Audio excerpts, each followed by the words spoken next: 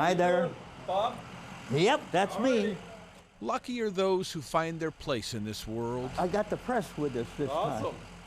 Blessed are those whose place finds them.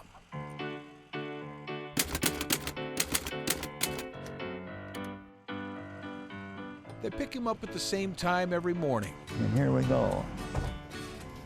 Bob Montgomery will be 93 in January, and he takes this ride so he can do a thing he's been doing for 85 years. I figure I can still do it. Why not do it? Sitting around in a rocking chair is not my idea of living.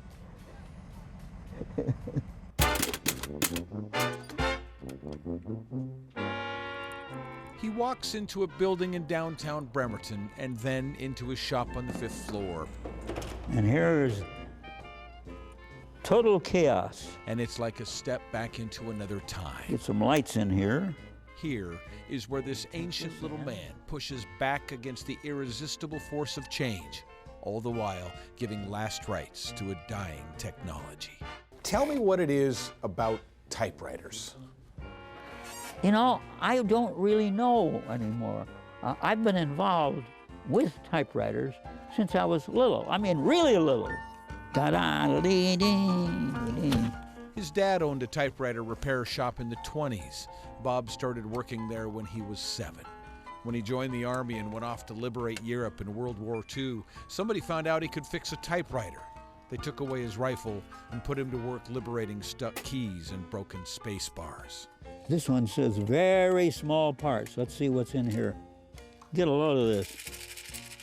His is a world populated by little doodads, thingamajigs, and whatchamacallits. Intricate relics he's collected forever. Hooray. I got it.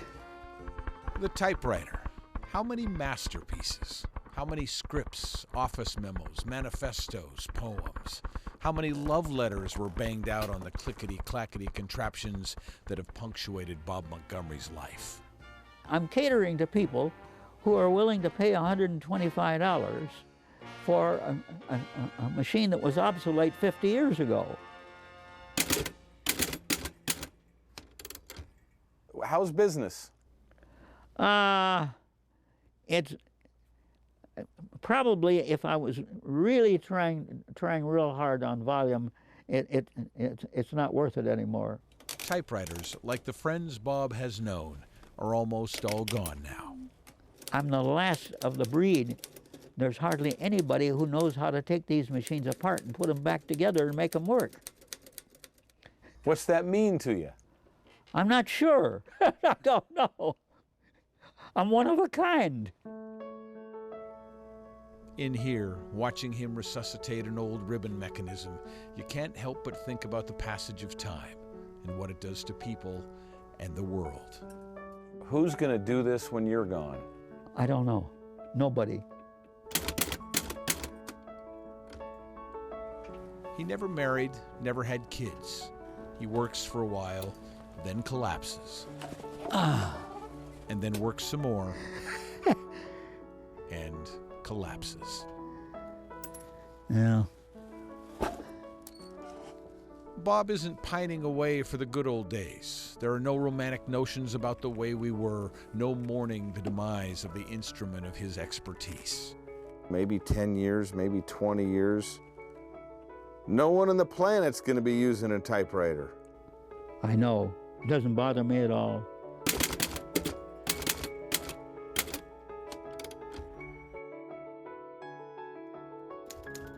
He says he's already lived 15 years longer than he thought he would.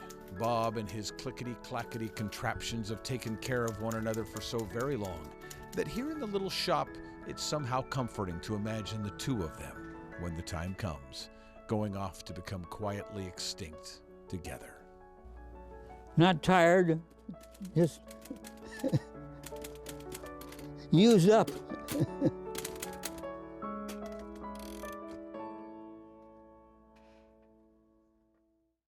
And then when it happens as your own, it just keeps getting deeper and deeper, like almost like the cuts, you know? How many can you take before you want to collapse?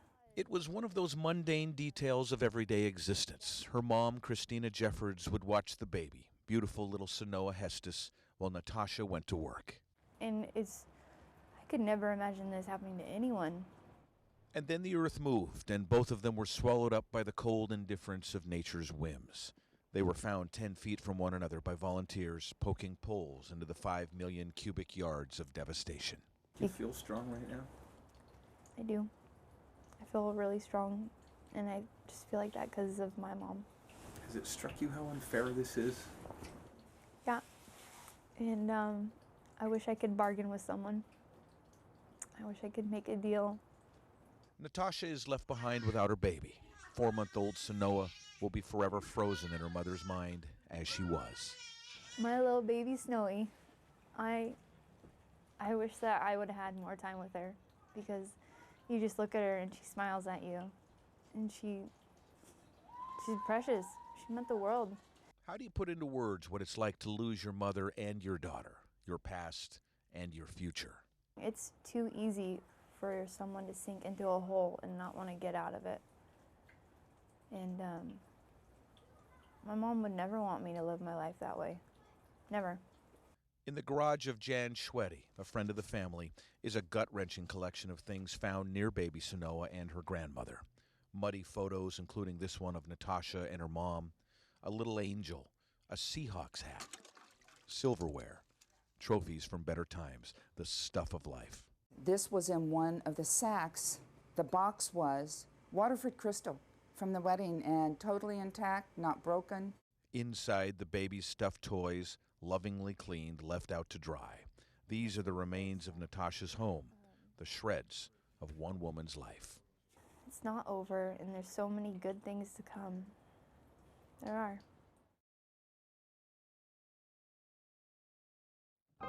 A man in Mobile, Alabama pulls out a box of letters, more than 100 of them, and sits down with Michelle Savelle, who has come from Seattle to peer into the naked heart of her father, to read his words.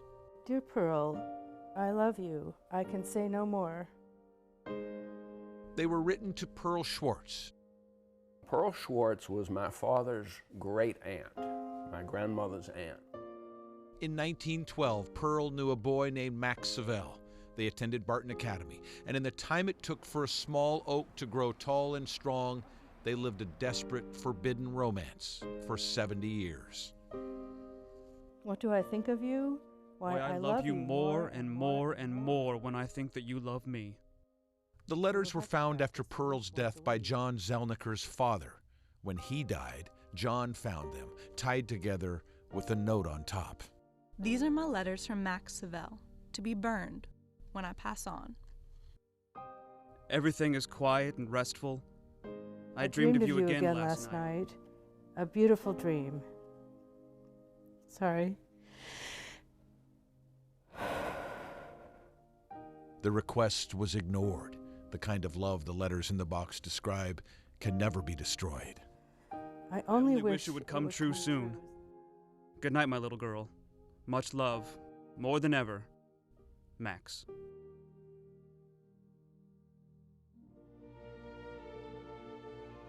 She played piano. That was her in the back row.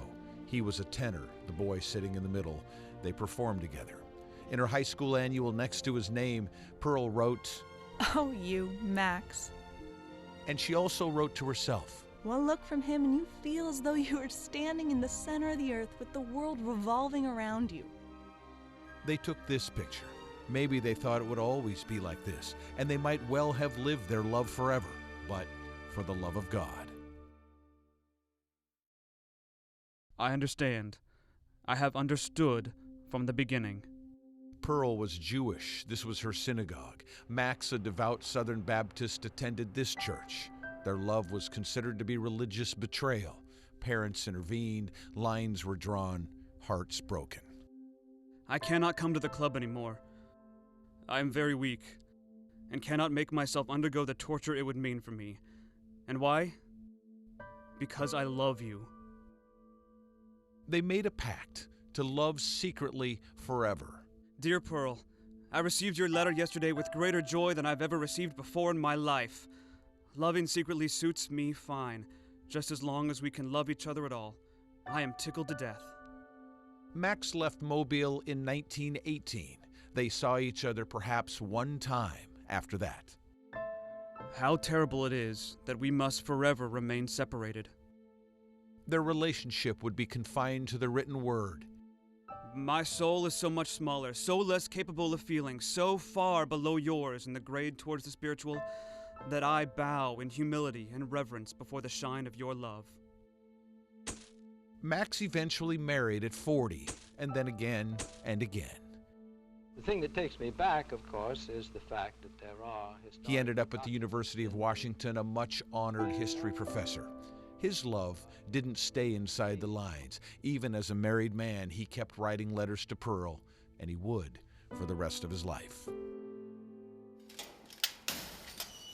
We actually have 9 boxes of papers of his. The life's work of Max Savelle is hidden away at the University of Washington, but there is nothing here from Pearl. Her letters were never found. Through the 50s, their doomed love lived on in words. You built defense of starlight around your soul, that none might enter there. Remember? But still, I think your soul overleaped that wall, and all unknown to you, it came into my own and dwelled there. For in the inmost chamber of my heart you are, and you are mine, and dwell in me forever. And into the 60s. You have found your life, I imagine, in your beautiful world of music and friends and family, while I have wandered through many worlds. And yet as I think back through the years, home was always where you were. Pearl never married, never had children, perhaps never got over Max. By the late 70s, their world was so different. Max was old and dying, and he knew it. The prospect ahead of me is grim, to say the least. And still he wrote, no longer to say, I love you, but to say instead, thank you. Pearl, I have wished to thank you for your get well letters and cards. They do cheer me up, and they encourage me because I know you love me. So keep writing. My love to you, as always, Max. Those were the last words of the last letter that Max ever wrote to Pearl. He left this world in 1979. She died 3 months later. Oh, I feel like I want to cry. 35 years after his death, a woman from Seattle understands her father in a way she never could before, and a man in Mobile, Alabama, carefully puts a box of old letters away.